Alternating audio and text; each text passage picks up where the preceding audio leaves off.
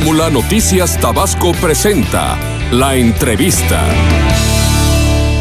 Estamos platicando con Ramsés Pech, nuestro analista político. Vamos a empezar a platicar con él sobre la fase 3 de la ronda 1 que se llevó a cabo la semana pasada, donde acabamos de presentar información sobre una empresa tabasqueña que pudo participar. No solo fue una, fueron tres, ¿no?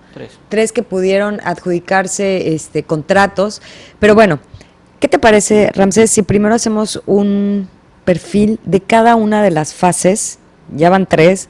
La primera fue desierta, tuvo características que pues no fueron atractivas para los inversionistas. La segunda ya fue más atractiva para empresas grandes. Esta tercera, escuchaba el otro día al secretario de Energía decir que se había diseñado de manera que empresas pequeñas pudieran participar en esta, y la que sigue es ya para empresas chonchas, grandotas, con más capacidad de inversión, ¿no? Cuéntanos, buenos días. La primera fase que vimos fue la parte de exploración, que fueron las áreas que se asignaron, que todos sabemos que ganó Sierra Oil, que fueron 2 áreas, nada más. Pero además fue desierta casi, Sierra Oil, porque fue el que participó. Sí, que participó, fueron 2. Luego siguió la fase 2, que fue la parte de exploración, que se asignaron las áreas que ya conocemos, y la tercera que fueron de la parte terrestre. Las 2 primeras son de producción compartida. ¿Qué quiere decir? Que se tiene que entregar en la fase 1 y la fase 2 un porcentaje de la producción a la nación, y ahí sí reconocen ciertos costos de la inversión que hagan las empresas. En la fase 3 que vimos hace poco, el día 15, ahí no se reconoce ningún costo, es decir, que la compañía que ganó tiene que asumir sus costos, no le van a reconocer ningún costo. Ahora, si son empresas más pequeñas que estas grandotas de la 2 y la 1, ¿no los afectan más? Lo que pasa es que estos son campos donde ya existe la infraestructura, son áreas más pequeñas y es en la parte terrestre. Entonces la inversión que se necesita es de bajo riesgo, porque el riesgo geológico es mucho más bajo comparada con las dos fases. Y sobre todo el éxito comercial es más alto en estos campos que están actualmente. El único inconveniente que vimos nosotros es el porcentaje que pusieron las empresas en las 25 áreas. Fue un porcentaje por arriba entre el 55 y el 63% en promedio. ¿Qué quiere decir ese porcentaje que le pusieron de las regalías adicionales? Es decir, si ellos venden $100, van a ir ese porcentaje sobre la primera venta, es su utilidad antes de impuestos, o sea, la venta bruta. ¿Qué quiere decir esto? Es que si vendiste 100 pesos, le vas a tener que entregar $60 de los 100 que tú vendiste, y solo te van a quedar 40 para cubrir tus costos, tu inversión y todos los impuestos y los derechos que tienes que pagar a la nación. Es decir, que estas empresas podrían tener una utilidad entre el 4 y el 8%. ¿Por qué? Por el porcentaje que se puso. Si tienen el detalle y se van a la CNH, en cada una de las áreas puso la Secretaría de Hacienda entre el 1 y el 10% que quería de la utilidad adicional. Y muchas empresas se fueron arriba del 50%. Entonces quiere decir que le entregaron a la nación el casi 40 a 60% más de lo que estaba pidiendo la Secretaría de Hacienda. ¿Y eso por qué fue así? No sabemos, eso es lo que yo estoy tratando de explicar, en qué se basó, que muchas de las compañías se fueron casi 400 veces más de lo que pedía la Secretaría de Hacienda. O sea que no es tan buena noticia para estas para empresas. Para las empresas no, para la nación sí, porque sí, la nación va a tener por ejemplo, de cada dólar que se tenga, van a tener directamente 60 centavos, por así decirlo, el que puso 60%. Híjole, pero a ver, las condiciones que se vieron en la fase 1, que por lo mismo no presentaban muchas empresas sus propuestas, era porque las condiciones no favorecían a los empresarios.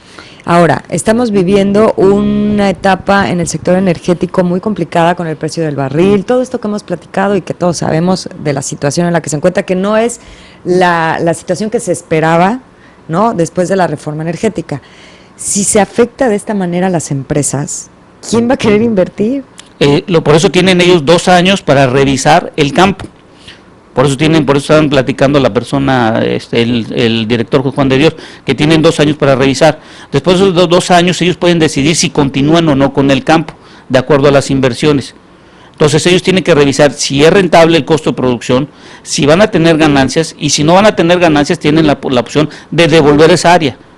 Ah, ok. O sea, esa es la opción que ¿Y no tienen. hay una penalización por eso? Es dependiendo de las inversiones, por eso no reconocen costos. O sea, todo lo que tú inviertas ahorita no se lo va a reconocer la Secretaría de Energía ni nadie por el estilo. O sea, tu inversión es tuya. Bueno, eso sí es parte de la reforma energética.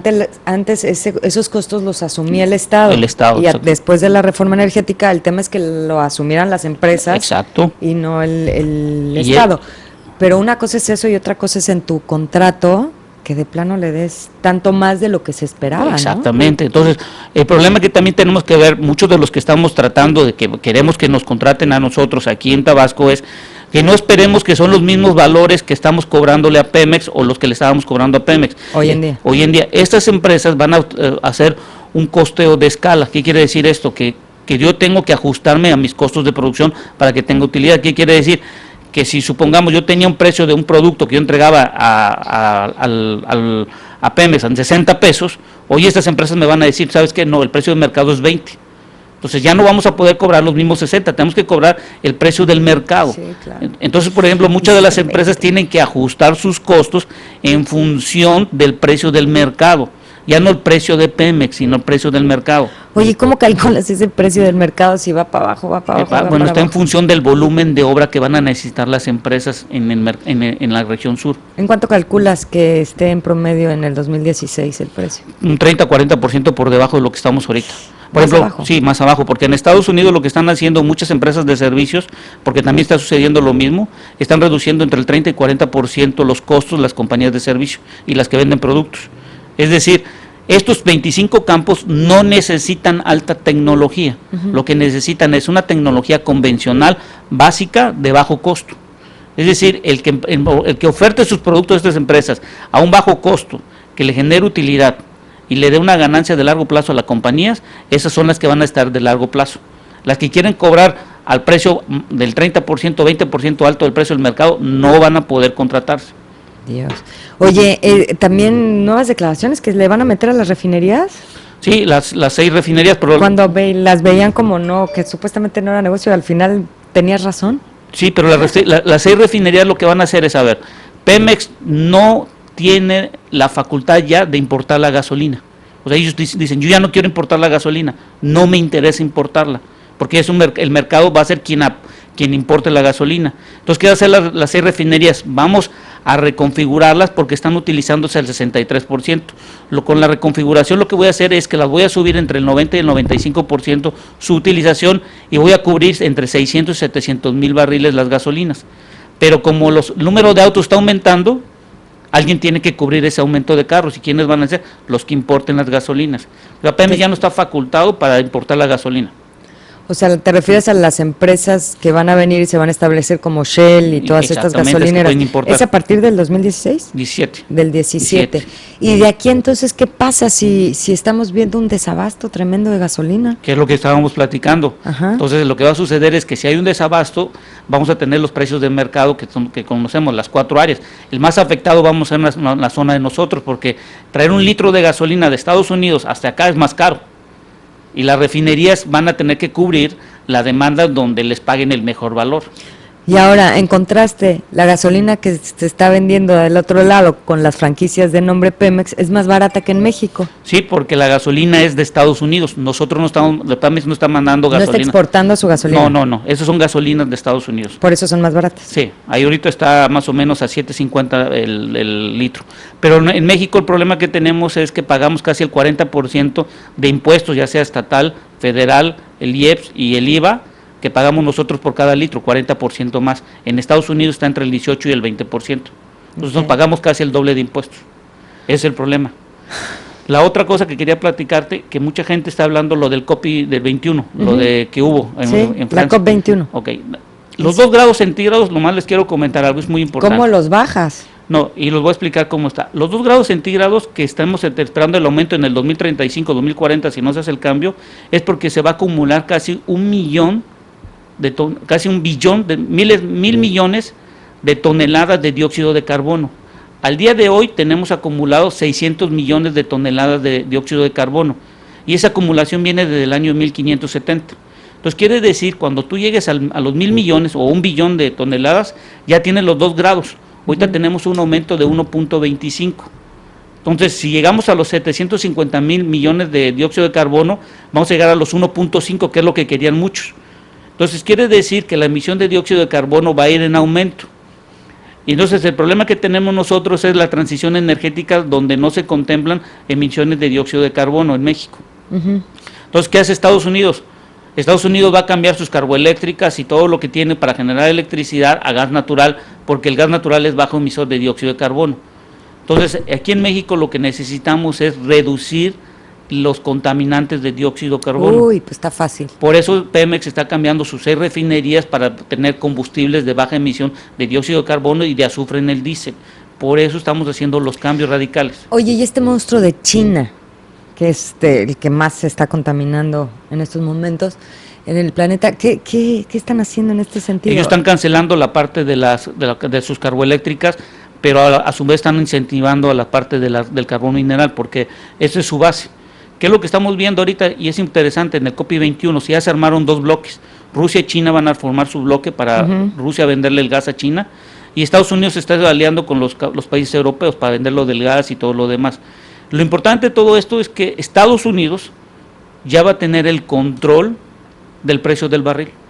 Ya no como ahorita que ya no. lo tienen los países árabes. ¿Por qué les digo esto? Porque la semana pasada ya el presidente Obama ya declaró que sí se puede hacer la exportación en el presupuesto. Entonces, ellos lo que esperan que en el 2020, ahorita producen 8.9, produzcan arriba de 12 millones de barriles diarios propiamente ellos. Es decir, que van a dejar de comprar 4 millones de barriles diarios. Y ahí es donde nos afecta. Y ahí nos afecta a nosotros como país, porque no nos van a comprar a nosotros ya tanto crudo. Entonces, ellos van a tener ya la forma de exportar hidrocarburos y nosotros vamos a tener que ir buscando otros lugares. Y el hidrocarburo de Estados Unidos va a ser de mejor calidad, porque es ligero comparado con el de nosotros.